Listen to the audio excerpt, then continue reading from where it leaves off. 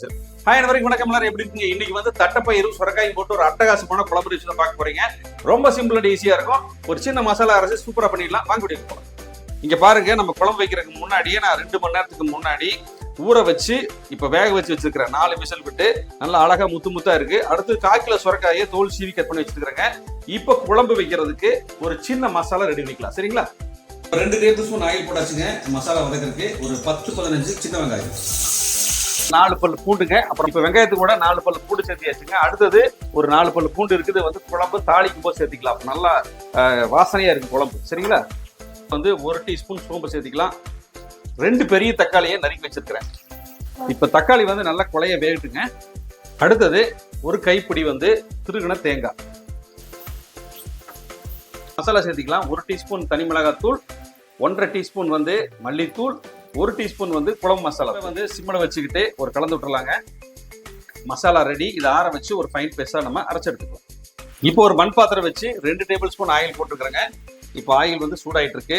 நம்ம தாளிப்புக்காக கடுகு உளுந்து 1 டீஸ்பூன் சேர்த்துக்கலாம். அடுத்தது நம்ம ஒரு 5 பல் பூண்டை வந்து தட்டி வச்சிருக்கோம். இந்த குழம்புக்கு இந்த பூண்டை தட்டி சேர்த்து சமைச்சு பாருங்க, நல்லா இருக்கும். இது கூடவே கொஞ்சமா கருவேப்பிலை. அடுத்தது சுரக்காய் சேர்த்துக்கலாங்க.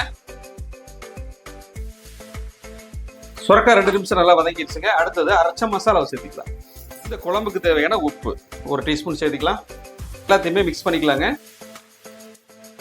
இப்போ இந்த குழம்புக்கு கொஞ்சம் தண்ணி சேர்த்துக்கலாங்க. இப்போ இந்த காய் நல்லா வெந்து வர்றதுக்கு ஒரு 5 நிமிஷம் ஆகுங்க. மூடி போட்டுடலாம். இடையில கலந்து விட்டுக்கலாம்.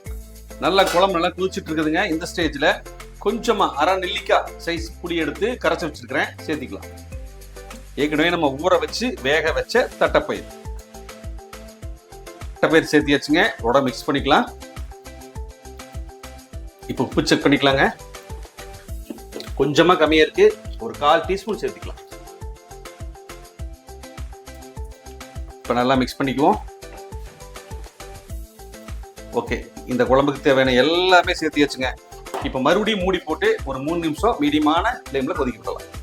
வாசனையோட அருமையா வந்துருக்குதுங்க தட்டைப்பயிறு சுரக்காய் குழம்பு. இந்த தட்டைப்பயிர்ல நீங்க சுரக்காய்க்கு பதிலா வேற எல்லா காயும் சேர்த்தலாம். முருங்கைக்காய், கத்திரிக்காயும் சேர்த்து செய்யலாம். இன்னைக்கு வந்து நம்ம வெயில் காலங்கிறதுனால நம்ம வந்து சுரக்காய் சேர்த்திருக்கேன். வெயில் காலத்துல சுரக்காய், பூசணிக்காய் இந்த மாதிரி காயெல்லாம் அதிகமா எடுத்துக்கங்க. டேஸ்ட் பண்ணியாச்சுங்க. சூப்பரா வந்திருக்கு சுரக்காய் குழம்பு. காரம் எப்படி இருக்கு? காரம் இல்லாம இப்படிதான் இருக்கும். வெயில் அடிக்கிற வெயிலுக்கு நம்ம காரம் குறைவா சாப்பிட்டா நல்லா இருக்கும். இதே மாதிரி நீங்களும் ட்ரை பண்ணி பார்த்துட்டு எப்படி சொல்லுங்க.